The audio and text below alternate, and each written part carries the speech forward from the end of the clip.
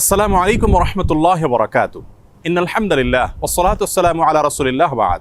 সুপ্রিয় দর্শক, সূরা ইসরার 82 নম্বর আয়াতে আল্লাহ তাআলা ইরশাদ করেছেন, ওয়া নুনাজ্জিলু মিনাল কুরআনি মা হুয়া শিফাউন ওয়া রাহমাতুল লিল মুমিনিন। যার অর্থ হলো, আমি কোরআনে কারীমের এমন সব আয়াতসমূহ, সূরাসমূহ নাজিল করি যার মাঝে রয়েছে ঈমানদারদের জন্য আরোগ্য লাভের মাধ্যম এবং তাদের জন্য রহমত তথা আল্লাহর পক্ষ থেকে করুণা। আয়াতের ব্যাখ্যা মুফাসসিরদের অনেকেই বলেছেন, এখানে আল্লাহ রাব্বুল আলামিন আত্মিক রোগসমূহ থেকে আরোগ্য লাভের মাধ্যমের কথা বুঝিয়েছেন, অর্থাৎ কোরআনের প্রেসক্রিপশনকে অনুসরণ করার মাধ্যমে মানুষ প্রকৃত মানুষে পরিণত হয়, মানবীয় গুণাবলী অর্জন করে মানুষ আল্লাহ রাব্বুল আলামিনের প্রিয় পাত্রে পরিণত হয়। এর ব্যাখ্যা অনেক মুফাসসিররা এও বলেছেন যে এর মাধ্যমে আল্লাহ রাব্বুল আলামিন আত্মিক রোগসমূহ থেকে মুক্তির পাশাপাশি শারীরিক যে রোগসমূহ আছে সেগুলো থেকেও মুক্তির পথ আল্লাহ রাব্বুল আলামিন আমাদেরকে বাতলে দেন।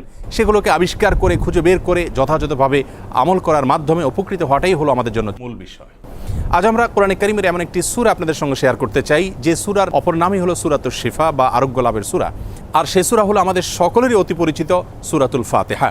সহিহ বুখারীতে আবু সাঈদ খুদরি রাদিয়াল্লাহু আনহু থেকে একটি হাদিস বর্ণিত হয়েছে, যে হাদিসের মাধ্যমে বোঝা যায় যে সাহাবায়ে কেরাম সূরাতুল ফাতিহার মাধ্যমে চিকিৎসা গ্রহণ করেছেন এবং অলৌকিকভাবে, বিস্ময়করভাবে কঠিন এবং দুরারোগ্য সমস্যা থেকে তারা মুক্তি লাভ করেছেন।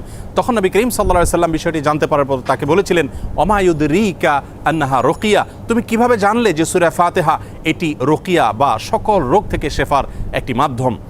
এজন্য এই সূরা সম্পর্কে উলামায়ে কেরাম বলে থাকেন যে সূরা ফাতিহার মাধ্যমে যে কোনো রোগ বালাই থেকে, যে কোনো বিপদ আপদ থেকে, যে কোনো অসুখ বিসুখ থেকে মুক্তি লাভের মাধ্যম হিসাবে আমরা এটিকে ব্যবহার করতে পারি। সূরা ফাতিহা এ সম্পর্কে ইমাম ইবনুল কাইয়িম রাহিমাহুল্লাহ তিনি বলেছেন, এই সূরাটিকে বারবার আমি আমল করে দেখেছি।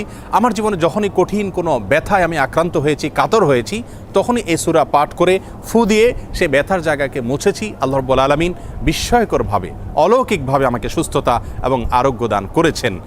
আমি ব্যক্তিগতভাবে আমার কথা বলতে পারি যে আমার বাসায়, পরিবারে আমার বাচ্চাদের যখন কোনো অসুখ বিসুখ হয়েছে, কখনো কোনো সমস্যা দেখা দিয়েছে, তৎক্ষণাৎ আমি সূরা ফাতিহা পাঠ করে তাদেরকে ফু দিয়েছি, তাদের শরীরে মুছেছি এবং সঙ্গে সঙ্গে আল্লাহ রাব্বুল আলামিন বিস্ময়করভাবে আমাকে উপকারিতা দিয়েছেন।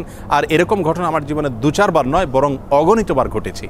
এজন্য সূরা ফাতিহা এটিকে যদি কেউ যথাযথভাবে আমল করতে পারেন, সে আস্থা এবং বিশ্বাস আল্লাহ তাআলার প্রতি থাকে, তাহলে সেক্ষেত্রে অবশ্যই এর মাধ্যমে যে কোনো দুরারোগ্য ব্যাধি থেকে পর্যন্ত আমরা আরোগ্য লাভের মাধ্যম হিসাবে এটিকে ব্যবহার করতে পারি।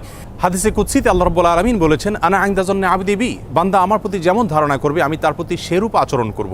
অতএব পরিপূর্ণ আস্থার সাথে, বিশ্বাসের সাথে যদি কেউ যে কোনো অসুখ বিসুখ থেকে, যে কোনো ব্যাধি থেকে মুক্তি লাভের জন্য সূরা ফাতিহাকে পাঠ করেন, সেটি পাঠ করে কোনো পানিতে, তেল ইত্যাদিতে ফু দিয়ে সেটি যদি ব্যবহার করেন, প্রয়োগ করেন, অথবা শরীরের কোনো জায়গায় অসুখ দেখা দিলে এটি পাঠ করে যদি ফু দেন সেই জায়গায় বা মোছেন, ইনশাআল্লাহ বিইذনিল্লাহ আল্লাহ তাআলা তাকে ওই রোগ থেকে মুক্তি নসিব করবেন। এবং এটি হাজারো লাখো উলামায়ে কেরাম এবং ঈমানদারদের পরীক্ষিত একটি আমল। আমরা এই আমলটি যে কেউ করতে পারি। আমরা অনেকে মনে করি এই সমস্ত সূরার মাধ্যমে আরোগ্য লাভের জন্য বোধহয় কোনো মুত্তাকি পরহেজগার মানুষ দিয়ে এগুলো পাঠ করাতে হয়। মূলত আমরা যে কোনো মুসলমানই এটিকে আমল করতে পারি এবং এর মাধ্যমে আরোগ্য লাভের চেষ্টা করতে পারি।